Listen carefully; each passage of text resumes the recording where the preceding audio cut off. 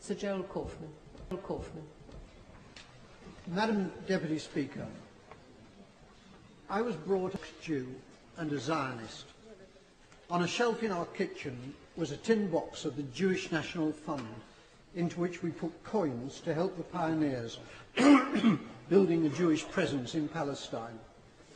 I first went to Israel in 1961, and I've been there since more times than I can count. I had family in Israel, and I have friends in Israel. One of them fought in the wars of 1956, 1967 and 1973, and was wounded in two of them. The tie clip which I'm wearing is made from a campaign decoration awarded to him, which he presented to me. I've known most of the Prime Ministers of Israel, starting with the founding Prime Minister, David Ben-Gurion. Golda Meir was my friend.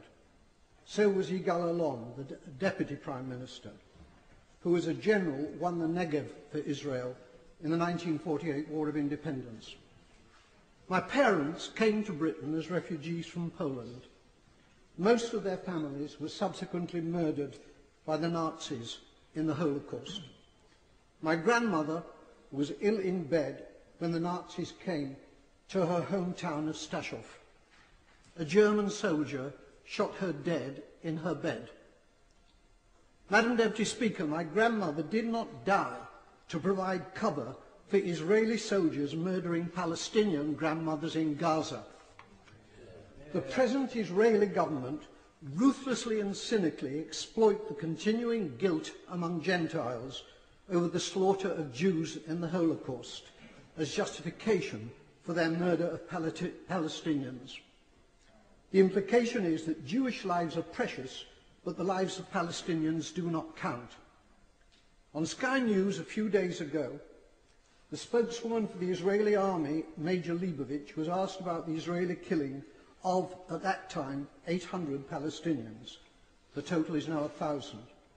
She replied instantly, 500 of them were militants. That was the reply of a Nazi. I suppose that Jews fighting for their lives in the Warsaw Ghetto could have been dismissed as militants.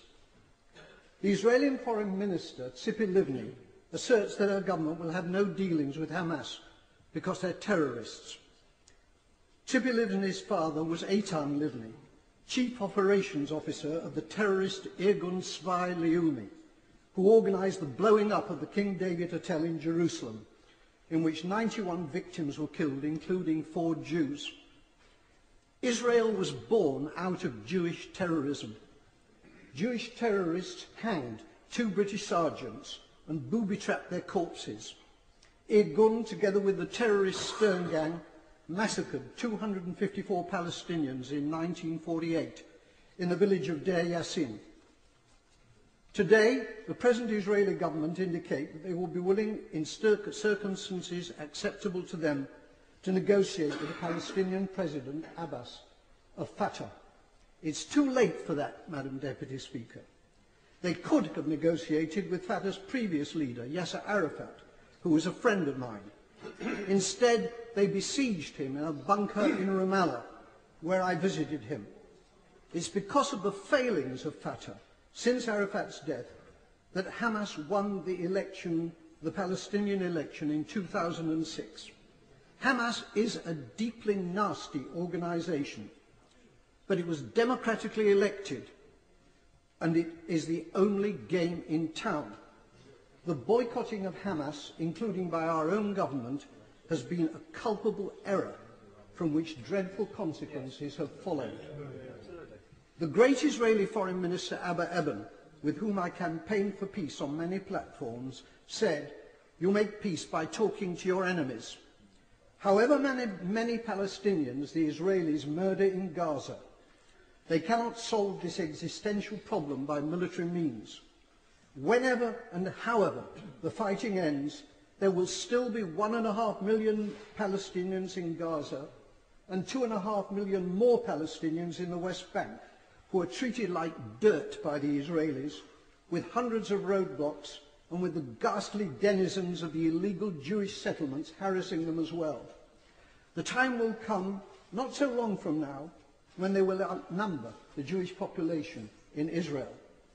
It's time for our government to make clear to the Israeli government that its conduct and policies are unacceptable and to impose a total arms ban on Israel. It is time for peace, but real peace, not the solution by conquest, which is the Israelis' real goal, but which is impossible for them to achieve. They're not simply war criminals, they're fools.